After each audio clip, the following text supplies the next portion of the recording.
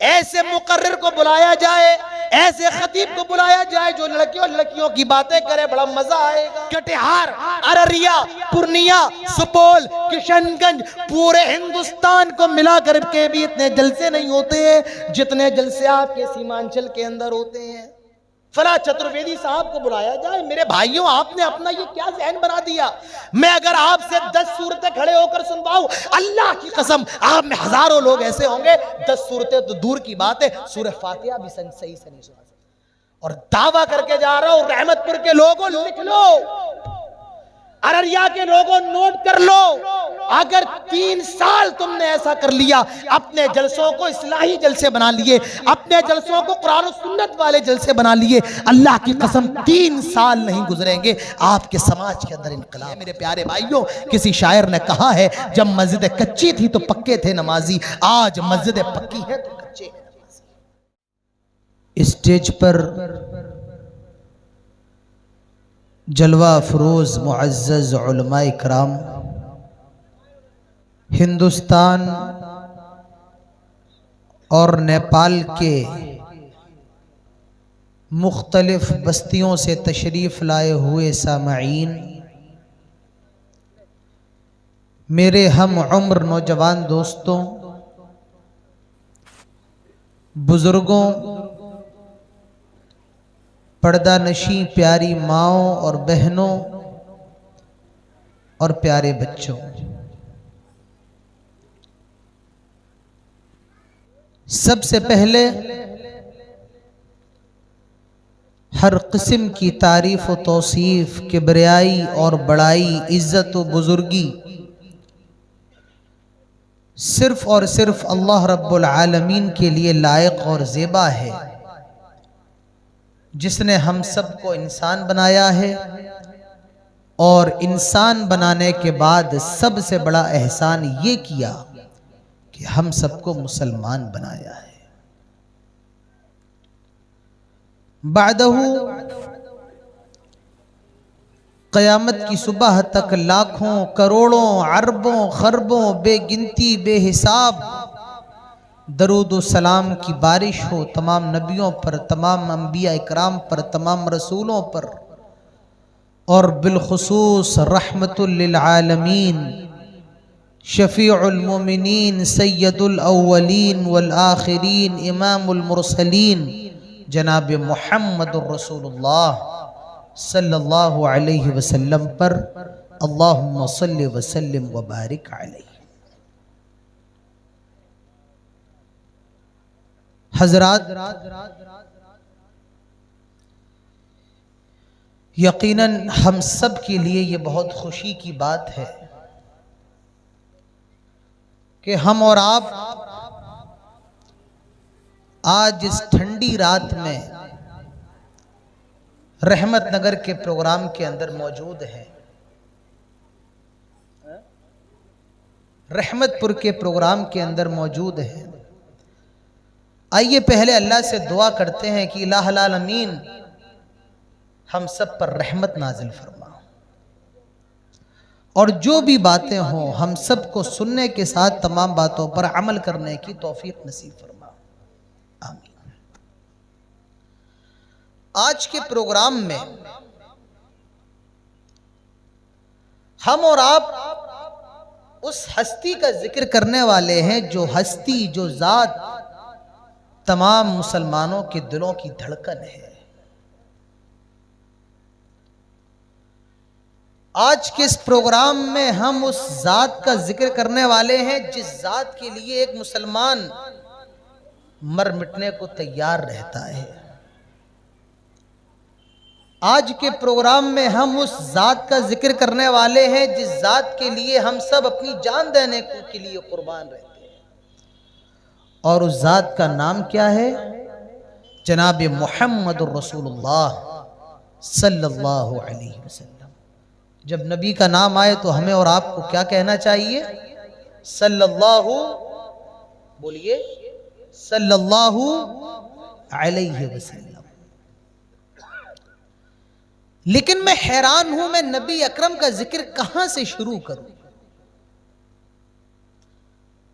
कहां से अपनी बात का आगाज करूं। नबी अकरम की जिंदगी के इतने पहलू हैं, इतने नुक्ते हैं, इतने गोशे हैं कि हर पहलू को आपके सामने बयान नहीं किया जा सकता है। आज मैं आपके सामने नबी अकरम मोहम्मद अरबी सल्लल्लाहु अलैहि वसल्लम के एक सफर का जिक्र करूंगा, और वो सफर दुनिया का सफर नहीं है। आप लोगों को मेरी बात समझ में आ रही है? पीछे वालों की आवाज नहीं, आपको समझ में आ रहा है? देखिए, अगर आप शुरू से गौर नहीं करेंगे तो आगे की बातें आपको समझ में नहीं आएगी, और अगर आपको पूरी तकरीर समझना है तो आपको शुरू में समझना पड़ेगा। अगर शुरू का समझ गए तो आगे का अपने आप समझ जाओगे, और शुरू का समझ में नहीं आया तो आगे भी समझ नहीं पाओगे। तो आज हम नबी अकरम के सफर का जिक्र करेंगे, और वो सफर दुनिया का सफर नहीं है। हम और आप तो सफर करते हैं तो पटना चले जाते हैं, कोई सफर करता है तो कलकत्ता चला जाता है, कोई कटिहार चला जाता है, कोई दरभंगा चला जाता है। हमारे नबी जनाब मोहम्मद रसूलुल्लाह सल्लल्लाहु अलैहि वसल्लम का सफर कहां हुआ? आसमानों पर हुआ। आपको कहां ले जाया गया? आसमानों पर ले जाया गया, और उस सफर का नाम है सफर मेराज। क्या नाम है? मेराज। अल्लाह ताला फरमाता है, सुब्हानल्लज़ी असरा बिअब्दिही लैलन मिनल मस्जिदिल हराम इलल मस्जिदिल अक़सा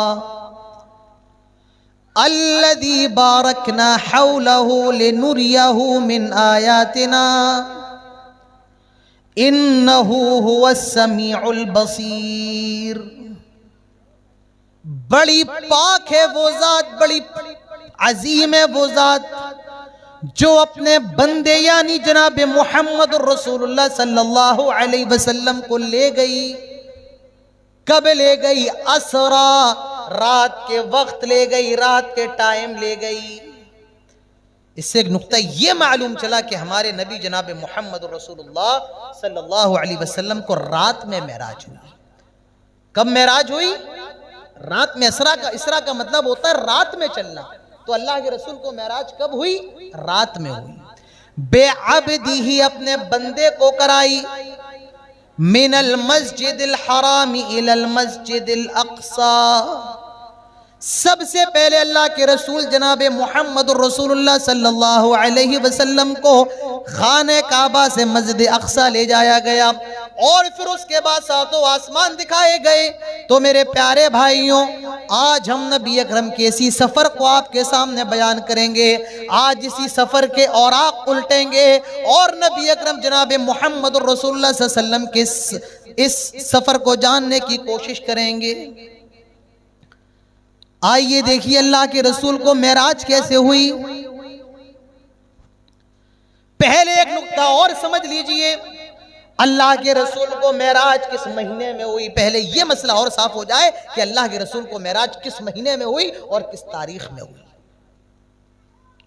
एक इमाम कहते हैं कि इमाम कायनात जनाब मोहम्मद रसूलुल्लाह सल्लल्लाहु अलैहि वसल्लम को मेराज हिजरत से 1 साल पहले हुई।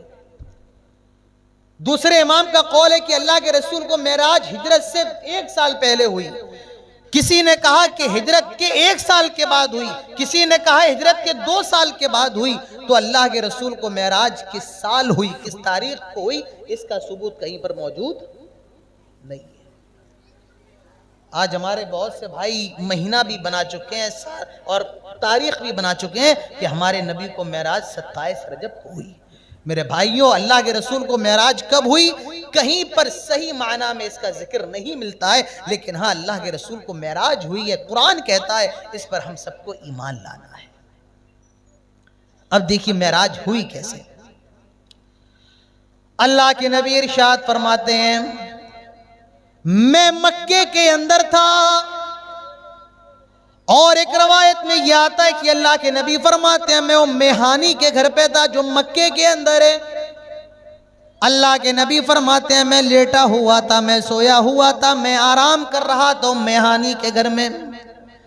मैं लेटा हुआ था, सोया हुआ था, दो फरिश्ते मेरे पास आए और मुझे जगाते हैं, आए मोहम्मद उठ जाइए, आए मोहम्मद नींद से बेदार हो जाइए, अल्लाह ने आपको बुलाया है। आज अल्लाह की तरफ से बुलावा आया है, आज अल्लाह ने आपकी दावत की है। आए अल्लाह के हबीब अपनी आंखों को खोलिए और चलिए, अल्लाह ताला ने आज आपको बुलाया है। अल्लाह के नबी फरमाते हैं मैं उम्मे हानी के घर में था, मैं लेटा हुआ था, दो फरिश्ते आते हैं और वो मुझे उठाते हैं और उठा करके खाने काबा में ले आते हैं, हतीम में मुझे लिटा देते हैं, फिर मेरे सीने को चीरते हैं, मेरा शक़्क़े सदर करते हैं और मैं ये पूरा का पूरा मंजर अपनी निगाहों से देख रहा था, मैं ये पूरा का पूरा मामला अपनी निगाहों से देख रहा था। वो मेरे सीने को चीर रहे हैं, मेरा शक़्क़े सदर कर रहे हैं और मैं ये पूरा माजरा अपनी निगाहों से देख रहा था। आप लोगों में कितने लोगों का ऑपरेशन हुआ है? हाथ उठाइए। किसी का ऑपरेशन हुआ है? यहां हुआ होगा, 5-6 लोगों का तो जरूर हुआ होगा। क्या किसी ने यह देखा है कि उसका पेट काटा जा रहा है, उसकी आंखें निकाली जा रही है, उसकी किडनी निकाली जा रही है? क्या किसी ने देखा है? नहीं, क्योंकि ऑपरेशन कैसे होता है? बेहोश करके। ऑपरेशन करने का तरीका क्या है? बेहोश करके ऑपरेशन किया जाए। और एक दूसरा तरीका जो अब चलने लगा है ऑपरेशन का, जो आप में डॉक्टर है वो जानते हैं, ऑपरेशन करने का दूसरा तरीका यह होता है कि जिसका ऑपरेशन किया जा रहा है उसकी पूरी बॉडी को साइलेंट कर दो, खामोश कर दो, उसकी आंखें खुली रहेंगी और वो सारी चीजें देखेगा, लेकिन उसके जिस्म में कहीं पर तकलीफ नहीं होगी। और मगर जब दवाई का असर उतरेगा उसके बाद उसको तकलीफ होगी। ये दो तरीके ऑपरेशन करने के हैं या नहीं है? बोलो है या नहीं है? भाई आप लोग 2 किलो की गर्दन हिला रहे हैं, 20 ग्राम की जुबान नहीं हिला रहे। बोलिए ताकि मालूम चले कि आपको मेरी बात समझ में आ रही है, मेरे अंदर भी एहसास पैदा हो। तो 2 तरीके ऑपरेशन करने के हैं, ये दोनों तरीके अल्लाह ताला ने हमें बताए हैं। पहला ऑपरेशन यानी बेहोश करने के बाद जो ऑपरेशन किया जाता है, ये तरीका भी हमें अल्लाह ताला ने बताया है। अल्लाह ने हजरत आदम अलैहिस्सलाम को बनाया, फरमाया आदम जो करना है करो, जहां जाना है जाओ, जो खाना है खाओ। हजरत आदम अलैहिस्सलाम जन्नत में है लेकिन अकेले है, तने तना है, अच्छा नहीं लग रहा है, मजा नहीं आ रहा है, लेट गए, सो गए और जब सोकर बेदार होते हैं, जब सोकर के उठते हैं तो देखते हैं बगल में एक औरत लेटी हुई है, बगल में हव्वा अलैहिस्सलातु वस्सलाम लेटी हुई है। अल्लाह ने उनकी पिछली से हजरत हव्वा को बनाया, गोया कि ये ऑपरेशन बेहोशी वाला ऑपरेशन था। और दूसरा ऑपरेशन सुन करने वाला, साइलेंट करने वाला, ये जनाब मोहम्मद रसूलुल्लाह सल्लल्लाहु अलैहि वसल्लम के साथ हो रहा है। अल्लाह के नबी इरशाद फरमाते हैं मैं लेटा हुआ था, मुझे लिटा दिया गया, मेरे सीने को चीर रहे हैं, मेरे दिल को निकाल रहे हैं और मैं ये पूरा का पूरा मंजर अपनी निगाहों से देख रहा हूँ, मैं ये पूरा का पूरा माजरा अपनी निगाहों से देख रहा हूँ। अल्लाह के नबी इरशाद फरमाते हैं फिर आसमान से एक बड़ी सी तश्तरी आती है, बड़ी सी प्लेट आती है, मेरे दिल को निकाला जाता है और उस प्लेट में रखा जाता है, उस तश्तरी में रखा जाता है और फिर उसे जमजम के पानी से धोया जाता है, जमजम के पानी से साफ किया जाता है और साफ करने के बाद मेरे दिल को वहीं पर रख दिया जाता है और मेरे सीने को फिर बंद कर दिया जाता है, मेरा सीना पहले की तरह नॉर्मल हो जाता है। ये अल्लाह के रसूल का ऑपरेशन होता है। आपके दिल को साफ किया जा रहा है, आपके दिल को पाक किया जा रहा है, खाने काबा में लाया गया, जमजम के पानी से धोया गया और फिर आपके दिल को उसी जगह पर सेट कर दिया गया, आपके दिल को उसी जगह पर तैयार कर दिया गया।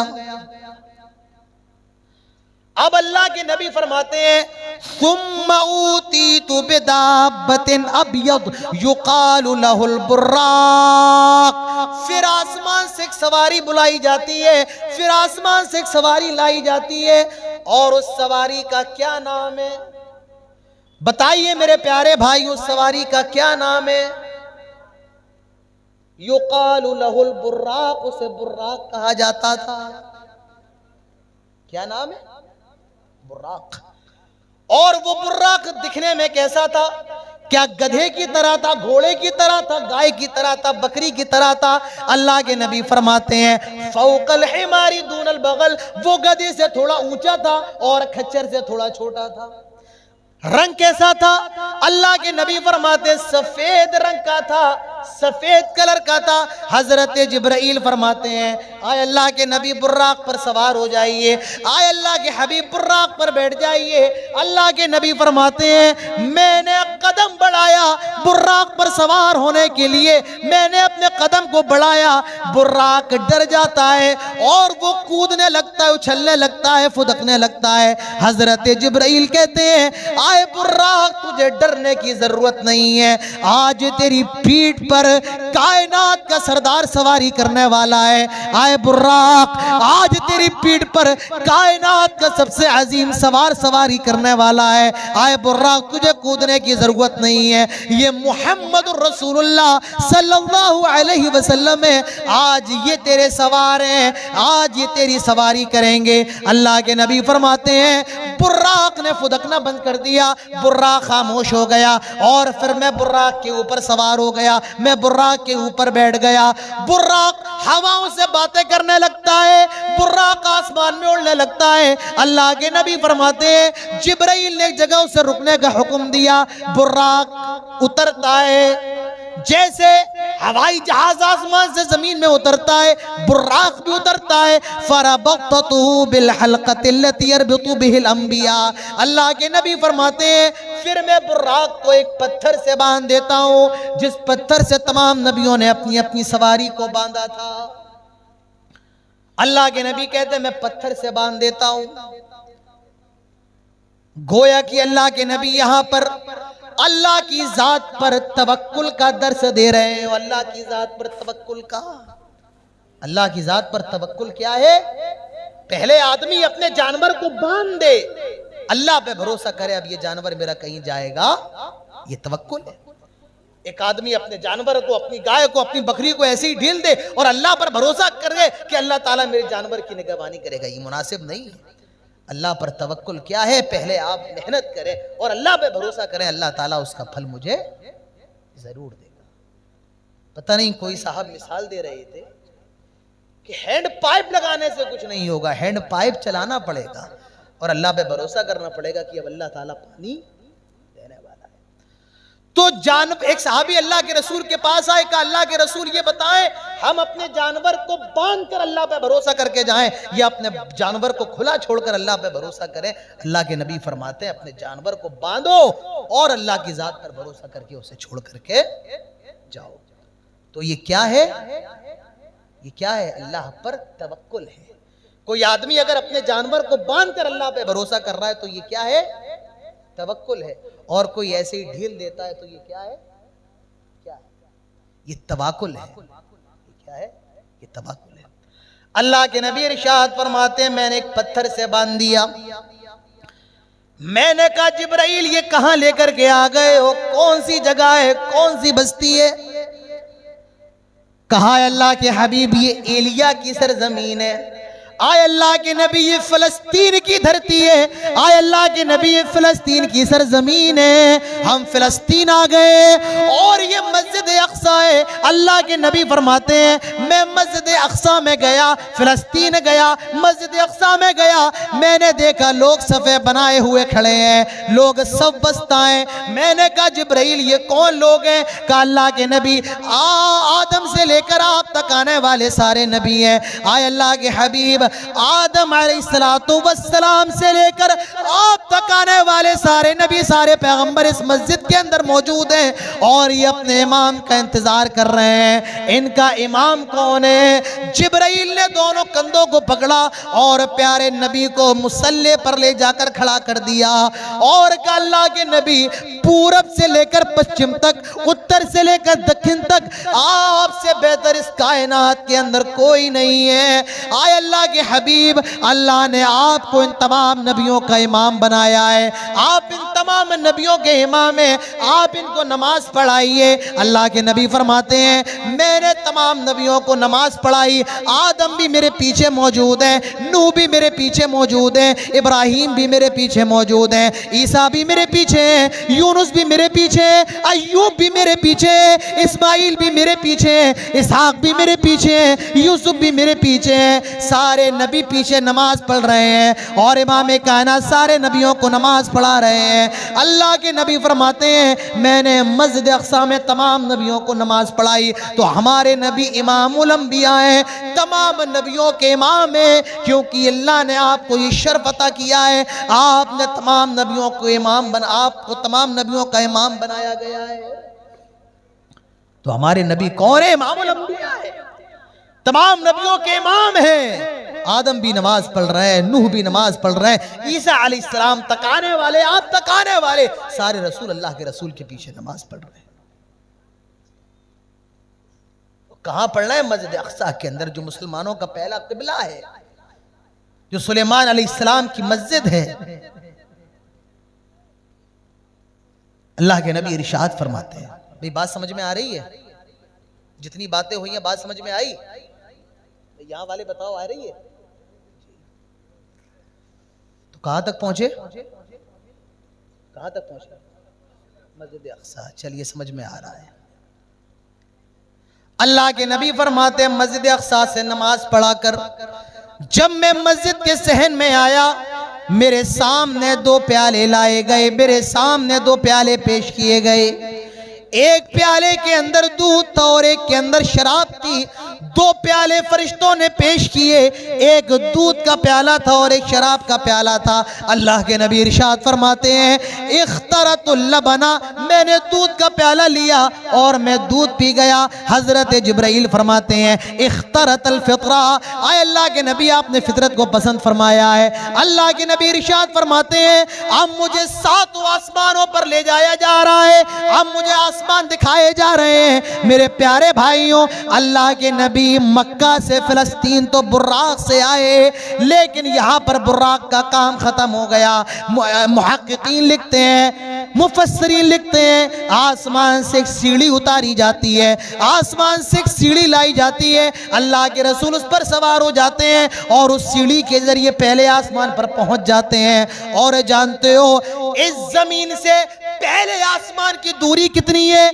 ये आसमान जो हमारी निगाहों के सामने है, ये आसमान जो हमारी नजरों के सामने है, फरमाया गया कोई आदमी अपनी सबसे तेज सवारी से जाए 500 साल गुजर जाएंगे। 5 साल नहीं, 15 साल नहीं, 50 साल नहीं, 200 साल नहीं, फरमाया 500 साल गुजर जाएंगे, तब भी वो पहले आसमान पर नहीं पहुंच सकता है। कहिए सुभान अल्लाह। अल्लाह फरमाता सुभान अल्लज़ी, ये बड़ी हैरत का मामला है। रात में, वो भी रात के थोड़े से हिस्से में कहां ले जाया जा रहा है? पहले तो मक्का से फिलिस्तीन ले जाया गया और उसके फौरन बाद पहले आसमान पर, जहां 500 साल की दूरी है, 500 साल की मुसाफत है, अल्लाह के रसूल को पहले आसमान पर ले जाया गया। अब देखिए आगे मेरे प्यारे भाइयों, नबी की सीरत का जिक्र, मुसलमान के रोंगटे कांप जाए, एक मुसलमान बिल्कुल सतर्क हो जाए। नबी की सीरत बयान, हमें नबी से मोहब्बत है, नबी की सीरत बयान की जा रही है। मेरे भाइयों, नबी अकरम को मेराज कराई जा रही है। देखो पहले आसमान पर अल्लाह के नबी इरशाद फरमाते हैं मुझे पहले आसमान पर ले जाया गया। आसमानों में बड़े बड़े दरवाजे, बड़े बड़े गेट लगे हुए हैं। हजरत जिब्राइल ने दस्तक दी, अंदर से आवाज आई कौन आया है?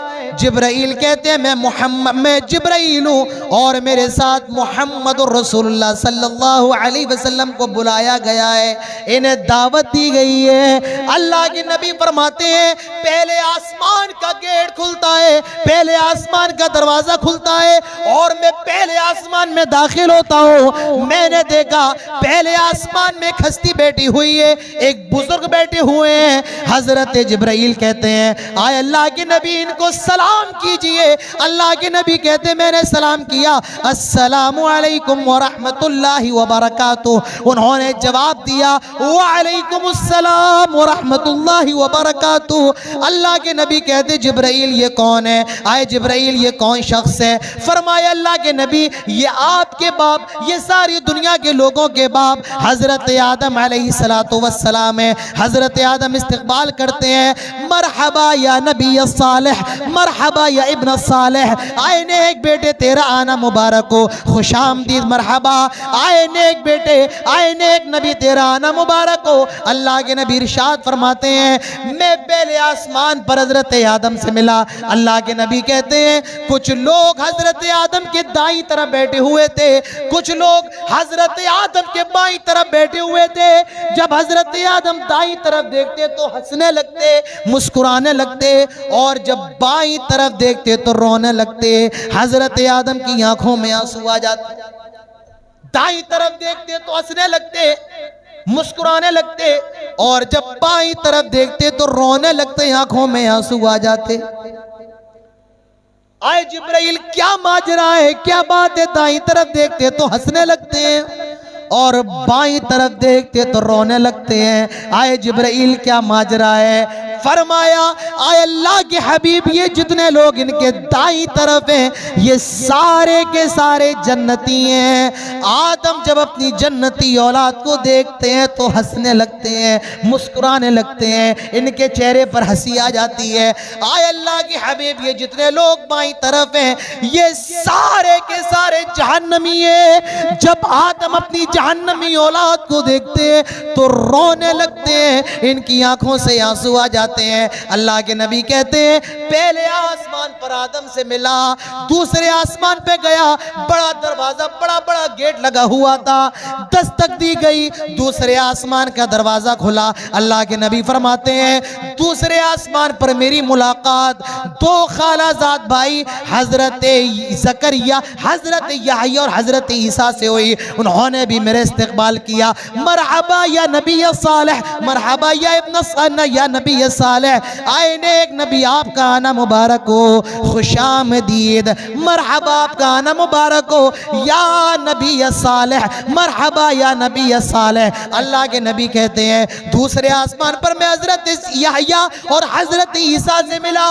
तीसरे पर गया वहां मुझे यूसुफ मिले, बनी इसराइल के पैगंबर यूसुफ से मुलाकात हुई। अल्लाह के नबी जब दुनिया में आए थे आपने अपने सहाबा को बताया था, आए मेरे सहाबा मैं तीसरे आसमान पर यूसुफ से मिला और इतने खूबसूरत थे, इतने खूबसूरत थे, ऐसा लगता है कद उतिया शत्रल हुस्न, अल्लाह ने आधी खूबसूरती यूसुफ को दे दी हो। कितने खूबसूरत थे, ऐसा लगता है अल्लाह ने आधी खूबसूरती यूसुफ को दे दी हो। अब बाज़ उलमा ने इसकी 3 तशरीहात की हैं। अल्लाह के नबी के कहने का मतलब यह था कि आधी खूबसूरती दुनिया में बांट दियो और आधी खूबसूरती यूसुफ को दे दियो। कुछ उलमा ने कहा कि अल्लाह के रसूल पहले आसमान पर आदम से मिले, कहने का मतलब यह था कि जितने खूबसूरत आदम है उसकी आधी खूबसूरती यूसुफ को दी गई। और कुछ उलमा कहते हैं जितने खूबसूरत हमारे प्यारे नबी जनाब मोहम्मद रसूलुल्लाह सल्लल्लाहु अलैहि वसल्लम थे उसकी आधी खूबसूरती यूसुफ को दी गई। तो मेरे प्यारे भाइयों अल्लाह के नबी कहते हैं मैं तीसरे आसमान पर यूसुफ से मिला, बड़े खूबसूरत थे, ऐसा लगता है आधी खूबसूरती यूसुफ को दे दी गई हो। अल्लाह के नबी फरमाते हैं चौथे पर गया, वहां इदरीस मिले, उनसे ज्यादा बातचीत ना हुई। 5वें आसमान पर गया, वहां हारून मिले। 6ठे पर गया, वहां मेरी मुलाकात हजरत मूसा से हुई, उन्होंने भी बढ़कर मेरा इस्तकबाल किया। मरहबा या नबी सालेह, आए नेक नबी आपका आना मुबारक हो, खुशामदीद, मरहबा आपका आना मुबारक हो। अल्लाह के नबी फरमाते हैं जब मैं 6ठे आसमान पर हजरत मूसा से मुलाकात करके लौटने लगा मेरे कानों में मूसा के रोने की आवाज आई। मैंने पीछे मुड़ के देखा, अरे ये तो मूसा रो रहे हैं। मैंने मैंने कहा मूसा क्या माजरा है, क्या बात है? हजरत मूसा कहते हैं आए मोहम्मद मैं इसलिए रो रहा हूँ, आए मोहम्मद मैं इसलिए रो रहा हूँ, मेरी उम्मत तुम्हारी उम्मत के बाद आई है। मेरे प्यारे भाइयों, रहमतपुर के लोगों, अररिया के लोगों, इस जुमले को सुनो। हजरत मूसा कहते हैं मैं इसलिए रो रहा हूँ, आपकी उम्मत मेरी उम्मत के बाद आई है दुनिया के अंदर, लेकिन जन्नत में पहले आपकी उम्मत जाएगी और बाद में मेरी उम्मत जाएगी। इसलिए रो रहा हूं, आपकी उम्मत बाद में आई है, मेरी पहले आई, लेकिन जन्नत में कौन सी पहले जा रही है? आपकी जा रही है। मेरे प्यारे भाइयों, हम और आप अगर रेलवे का टिकट लें, ट्रेन का टिकट लें, और हम और आप आगे लगे हो, कोई पीछे से आए, हम और आप उसे टिकट नहीं लेने देते। क्यों? तू बाद में आया है, तुझे टिकट बाद में मिलेगा। यहां मामला अजीब है, हम आए हैं बाद में और जन्नत का टिकट हमें और आपको सबसे पहले मिलेगा। मिलेगा या नहीं मिलेगा? अरे मिलेगा नहीं मिलेगा, अभी भी शक में हो सकता ना मिले। आप लोग सोचते बहुत ज्यादा हैं। क्या करते हैं? सोचते ज्यादा हैं। तो जन्नत का टिकट मिलेगा नहीं मिलेगा? अरे भाई चाहिए कि नहीं चाहिए जन्नत का टिकट? सबको चाहिए। तो जन्नती काम भी तो करो। जन्नत इतनी भी आसान नहीं है कि हम आए बोल गए, आपने हा हा करके हाँ मिलेगा और जन्नत का टिकट आपको मिल जाए। इतना भी आसान नहीं है मेरे प्यारे भाइयों। जन्नत के टिकट के लिए सहाबा ने मारे खाई, सहाबा ने खंजरों को बर्दाश्त किया है। मेरे प्यारे भाइयों, हम किस नबी की उम्मत है अंदाजा लगाओ। हमारा नबी सबसे अफजल, अल्लाह ने इस उम्मत को सबसे अफजल बना दिया। लेकिन मेरे भाइयों, कहीं कयामत के दिन मेरे नबी को रुस्वा ना कर देना, मेरे नबी को जलील ना कर देना। मुझे बताओ कल कौन सा चेहरा लेकर कयामत के दिन हाजिर होगे? आज तुम्हें बड़ा इस बात पर फख्र है कि हम अहले हदीस जन्नत में डायरेक्ट चले जाएंगे। मेरे प्यारे भाइयों, अहले हदीस होना कोई बड़ी बात नहीं है। अमल का मामला आज हमारे यहाँ सबसे ज्यादा खराब है। अमल की कमियां अहले हदीसों की सबसे ज्यादा है। हमारी मस्जिदों में चले आओ, आपको नमाजी नहीं मिलेंगे। और नमाज का मामला तो ये है, अल्लाह के नबी इरशाद फरमाते हैं कुर्रतु ऐनी फिस्सलाह, नमाज में मेरी आंखों की ठंडक है। अल्लाह के रसूल का इंतकाल होने वाला है, अल्लाह के रसूल मरजुल मौत में मुब्तला है और आपकी जुबान से निकल रहा है अस्सलाह अस्सलाह। लोगों नमाज पढ़ते रहना, लोगों नमाज का ख्याल करते रहना। मेरे प्यारे भाइयों, आज हमारे और आपकी यहां अमल की बहुत बड़ी कमी है।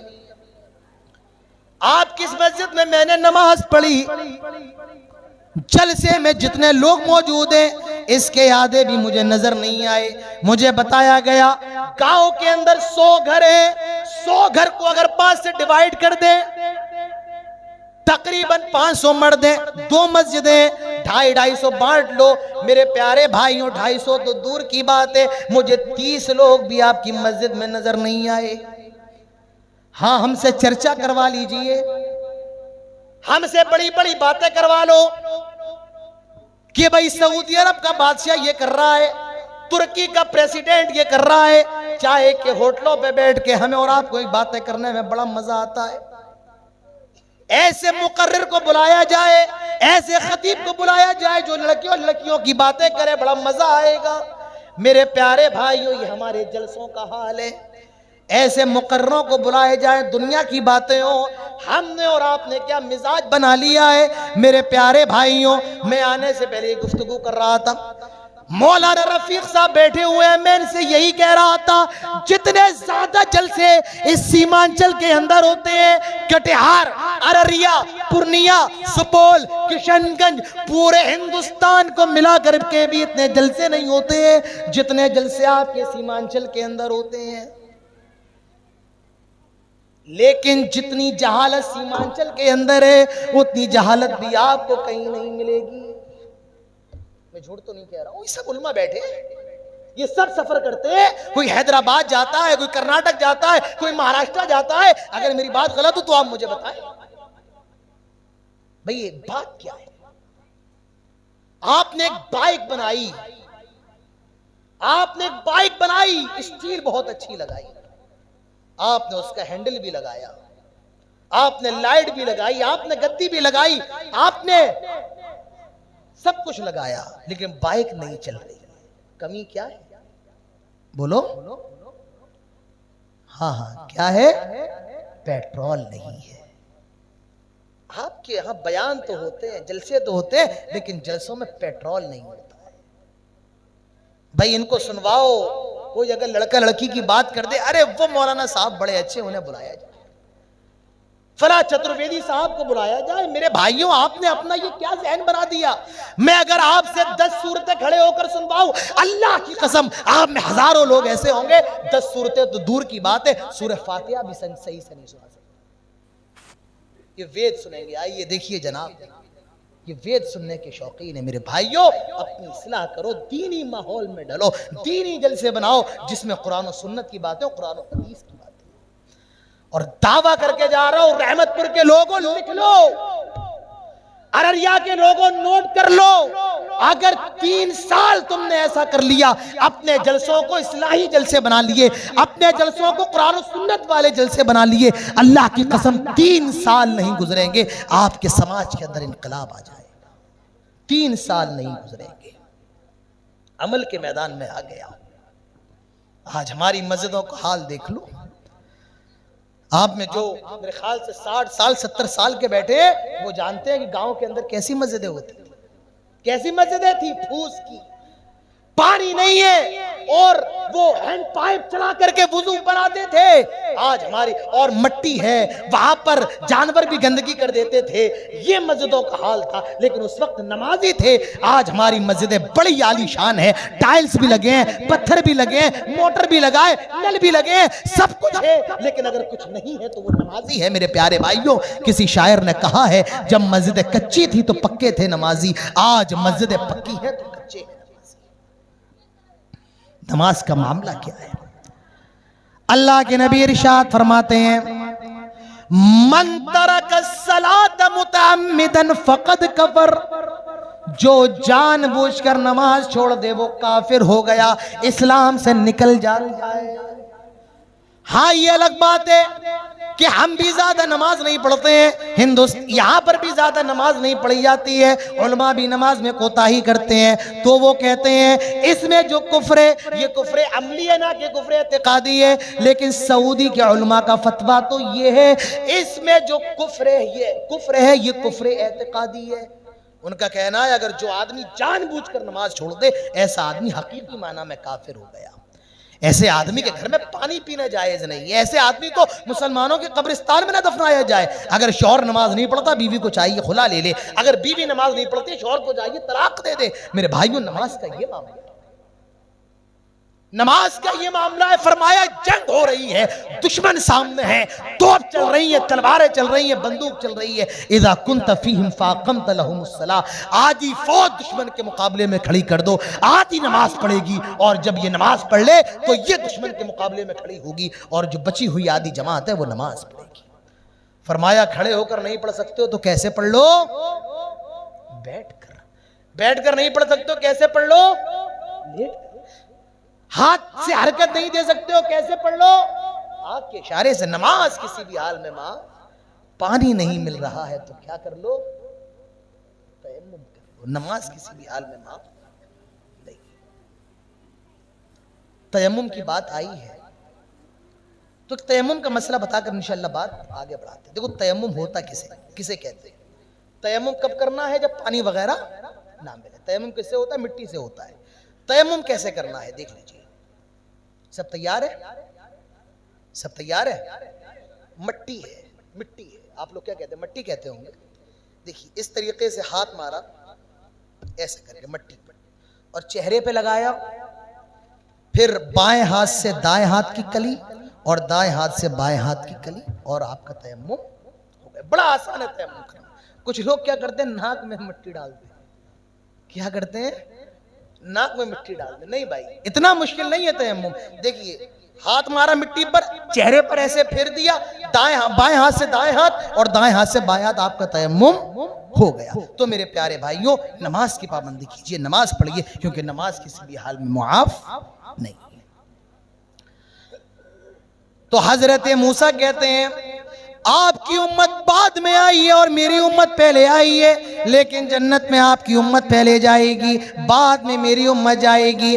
अब अल्लाह के नबी इरशाद फरमाते हैं मैं 7वें आसमान पर गया, पहले आसमान पर आदम मिले, दूसरे पर यहया और ईसा मिले, तीसरे पर यूसुफ मिले, चौथे पर इदरीस मिले, पांचवें पर मुझे हारून मिले, छठे पर मूसा मिले। अल्लाह के नबी फरमाते हैं और जब मैं 7वें आसमान पे गया मैंने देखा एक बुजुर्ग बैते मामूर की दीवार से टेक लगा करके बैठे हुए हैं। अच्छा पहले ये समझ लो कि बैते मामूर क्या है। दुनिया के अंदर यहां खाने काबा है, क्या है? खाने काबा है। खाने काबा के बिल्कुल ठीक ऊपर 7वें आसमान पर एक घर है और उस घर को क्या कहा जाता है? बैतुल मामूर। उस घर का क्या नाम है? बैते मामूर। दुनिया के अंदर खाने काबा का हम और आप क्या करते हैं? तवाफ करते हैं। अल्लाह ने किसी को पैसा दिया गया हज कराए, आप में माशाल्लाह काफी हाजी होंगे, और जिन्होंने हज नहीं किया है अल्लाह ताला उन सबको हज करने की तौफीक नसीब फरमाए। तो खाने काबा का तवाफ होता है। जिस तरह हम और आप दुनिया के अंदर खाने काबा का तवाफ करते हैं, उसी तरीके से 7वें आसमान पर फरिश्ते बैते मामूर का तवाफ करते हैं। और एक फरिश्ता अगर कुल्ला यौमिन 70,000 मलकिन, हर रोज 70,000 फरिश्ते खाने काबा का तवाफ करते हैं। और एक फरिश्ता अगर एक बार कर ले ला यऊदून, फिर कभी उसका नंबर नहीं आ सकता है, फिर कभी उसकी बारी नहीं आ सकती। एक फरिश्ता अगर एक बार कर ले फिर कभी उसका नंबर नहीं आ सकता है। अल्लाह के नबी इरशाद फरमाते हैं उसी बैते मामूर की दीवार से टेक लगाकर एक बुजुर्ग बैठे हुए हैं। मैंने उनको सलाम किया, अस्सलामु अलैकुम व रहमतुल्लाहि व बरकातुहू। उन्होंने जवाब दिया वालेकुमुस्सलाम व रहमतुल्लाहि व बरकातुहू। आए मेरे बच्चे, तेरा आना मुबारक हो, खुशामदीद, मरहबा या इब्न सालेह। आए ने एक बेटे आओ आओ। फरमाया आए जिब्राइल ये कौन है? हजरत जिब्राइल कहते हैं आए अल्लाह के रसूल ये आपके जद्दे अमजद, आए अल्लाह के हबीब ये आपके दादा हजरत इब्राहिम अलैहिस्सलाम है। अल्लाह के नबी कहते हैं 7वें आसमान पर मैं अपने दादा से मिला, मैं हजरत इब्राहिम से मिला।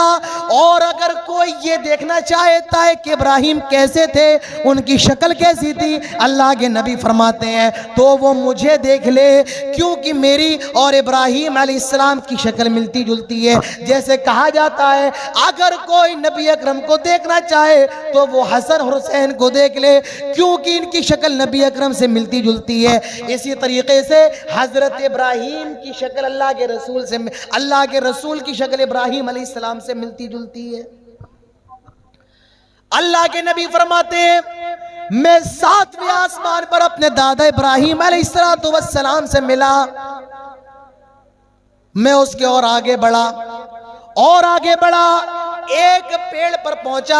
और वो पेड़ किसका है? अल्लाह के नबी फरमाते हैं वो बेरी का पेड़ है और उस पेड़ का नाम सिदरतुल मुंतहा है। सिदरतुल मुंतहा बेरी का पेड़ है। अल्लाह के नबी इरशाद फरमाते हैं मैं सिदरतुल मुंतहा पे पहुंचा, बेरी के पेड़ पर पहुंचा। उस पेड़ पर जो फल थे वो इतने बड़े बड़े, इतने बड़े बड़े जैसे मकाम हिजर के मटके हों। और सहाबी कहते हैं मकाम हिजर में इतने बड़े बड़े मटके थे, इतने बड़े बड़े मटके थे जिसमें 250 और 300 लीटर पानी आ जाए। अल्लाह के नबी फरमाते हैं उस पेड़ के पत्ते इतने बड़े बड़े, इतने बड़े बड़े जैसे दुनिया में हाथी के कान होते हैं। अल्लाह के नबी फरमाते हैं उस पेड़ पर जो तितलियां बैठी हुई हैं, उस पेड़ पर जो चिड़िया बैठी हुई हैं, वो सारी की सारी सोने की हैं। वो सारी की सारी सोने की तितलियां, सोने की चिड़ियां हैं। गौर कीजिए मेरे भाइयों वो मंजर क्या हो। यहां देखो 70,000 फरिश्ते तवाफ कर रहे हैं। यहां बेरी का पेड़ है, फल इतने बड़े बड़े जैसे मकाम हिजर के मटके हो। उस पेड़ के पत्ते इतने बड़े बड़े जैसे हाथी के कान। और जो चिड़ियां बैठी हुई हैं वो सारी की सारी सोने की, सारी की सारी तितलियां सोने की। अब और मजेदार बात, इससे पहले आपने ये तो सुनी नहीं होगी, ये सुना ही नहीं होगा, घर लेकर के जाओ अपने। और हैरत की बात है कि पूरा मामला हैरत से भरा हुआ है ये। और हैरत की बात, सबसे हैरत की बात, अल्लाह के नबी फरमाते हैं उस पेड़ की जड़ से 4 नहरें निकल रही हैं। 2 नहरें जन्नत में जा रही हैं और 2 नहरें दुनिया में। कितनी नहरें निकल रही हैं? कितनी? 4। 2 कहां जा रही हैं? जन्नत में। एक कौसर है और एक सलसबील है। और जो 2 नहरें दुनिया में आ रही हैं उसमें एक फुरात है जो कहां बहती है?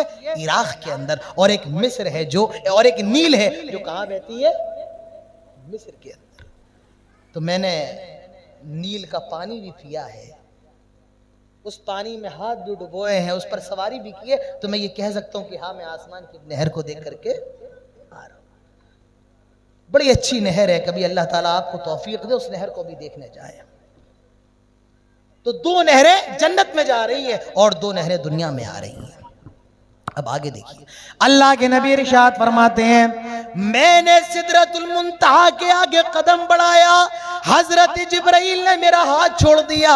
मैंने कहा, जिब्राइल मुझे छोड़ करके कहां जा रहे हो? आए जिब्राइल, कहां चल दिए? मेरे साथ आए हो, खाने काबा से बैतुल मक़दिस मेरे साथ, पहले आसमान पर, दूसरे, तीसरे, चौथे, 5वें, 6ठे, 7वें, यहां तक मेरे साथ आए हो। आए जिब्राइल, मुझे छोड़ करके कहां जा रहे हो? हजरत जिब्राइल कहते हैं, आए अल्लाह के नबी, ये बॉर्डर है, आए अल्लाह के नबी, ये लाइन है, मैं इसके आगे नहीं बढ़ सकता हूं।